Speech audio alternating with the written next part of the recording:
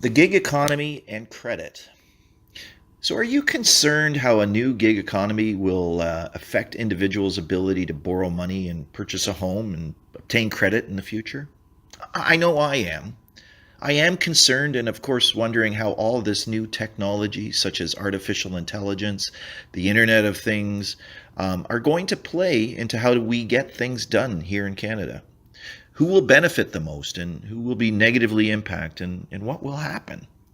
Right now, many builders take risk by investing in building properties and managing the inner workings of both public and private sector systems. A gig economy and financing housing are not a combination our builders have faced in the recent past, and would assume this must also be concerning for them. Not to mention realtors, mortgage agents, and anyone who benefits simply by the transaction of buying a new home. To put this into perspective for myself, and possibly for you too, I think it's important to consider how we have in the recent past been using leverage and how we have been creating that. For me, I think the thing we have to look at for consumer retail investors is always in the purpose for which we use credit and how we create credit within Canada. So here in Canada, we are based on a fiat currency. And from Wikipedia, here's a brief definition of fiat currency for you. Fiat money is a currency without intrinsic value that has been established as money, often by government regulation. Fiat money does not have use value and has value only because a government maintains its value or because parties engaging in exchange agree upon its value. In the past, before fiat, I think we forget, though, that credit wasn't a right, it was a privilege.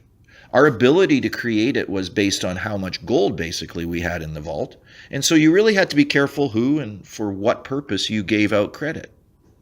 With the integration of fiat currency away from gold base and through the 1970s, this also gave us the ability, I think, to create unlimited credit for those that would want it, which was based on an economy where we are going to, focus on building new corporations and providing good, solid jobs to a large segment of our population.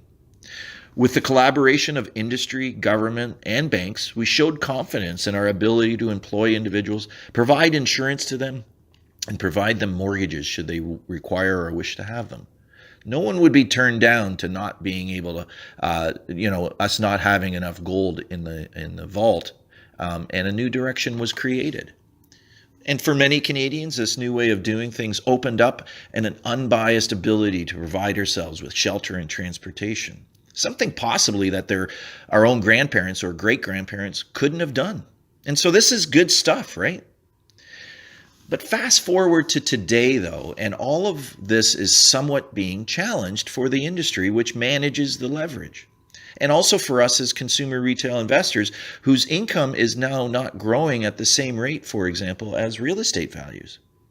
Throw in a gig economy that threatens our ability to be able to purchase homes with credit, and I'm sure you can see where, there is a potential problem going to happen.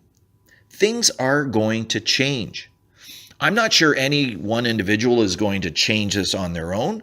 And there is a part of me that also thinks that change needs to come because of the current situation, and that it's time we really took a hard look at all of this. Economics and GDP growth are very much tied to real estate. We know that housing starts is a leading economic indicator. New housing starts a lot of stuff, right? Within the economy. It feeds the forestry industry. It feeds the oil industry. It feeds the retail industry. It feeds construction and trades. And so it's an important part of what we try to do here in Canada to keep our ball rolling. But we keep this ball rolling by borrowing money. And it's becoming an issue for us possibly because those who offer it can offer it should we qualify for it, because it's based on fiat, and they basically have no choice but to offer it to us.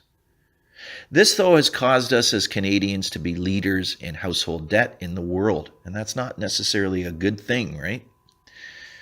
Leverage interest for the consumer retail investor is usually non-tax deductible, which makes sense to me, at least if it's only used to provide us shelter and lifestyle. In other words, if it's only used for our own enjoyment. It's not a business investment, and rightfully so. Revenue Canada has said that this interest is not to be tax deductible. But its use in the housing industry is also causing the values to rise to the point now where those who would want to purchase this asset are not able to, and that may be our own children.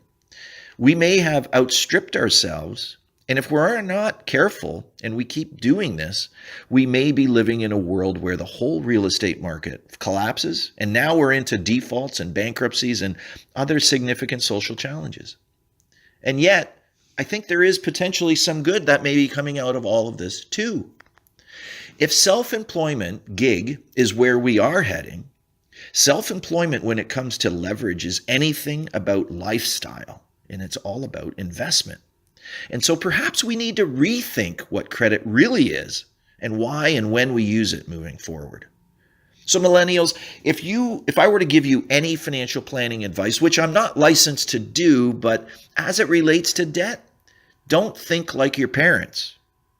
Your ability to borrow money and enhance your lifestyle anytime you want to comes with a lot of responsibility, and it's not necessarily helping you build real wealth. If you're going to be living in a gig world in the future, your use of credit and leverage must change. And so start thinking about it differently. Your first lesson is that leveraging for lifestyle is nice, but it's tax inefficient. And beyond providing you with some comfort, it can really weigh you down. It also appears, though, to becoming more and more difficult to obtain, which, if you're not using it or needing it, won't matter anyway, right? This, though, for everyone else, may also mean the way we are going to be building economies in the future may also be changing. So to all builders, realtors, and those working in the real estate industry, I would also encourage you to start looking at things differently. Real estate may then become a new form of gig income to create business opportunities for those who are interested. But this line of thinking also will look at real estate as a depreciating asset from this day forward, which ultimately then changes everything. So here's hoping that our financial institutions also start to understand all of this too, and make adjustments as well to how and why we lend money. Most investment leverage by the consumer retail investor, more investment leverage by the consumer retail investor versus more lifestyle leverage may be exactly what is required to solve some of our current financial and social problems. Personally, I like to think that we are a bit like a caterpillar right now, about to become a butterfly. Call me optimistic and call me confident, but I am confident that we can figure this out, especially here as Canadians. But it's not going to be easy, and growth is painful in many respects. So here's hoping we can all get our heads wrapped around this sooner rather than later, so that we can begin to solve the challenges that are staring us straight in the face today. Thanks for taking the time to listen to this blog podcast. This is Will Prinzen, the founder of Sciuridae. All the best.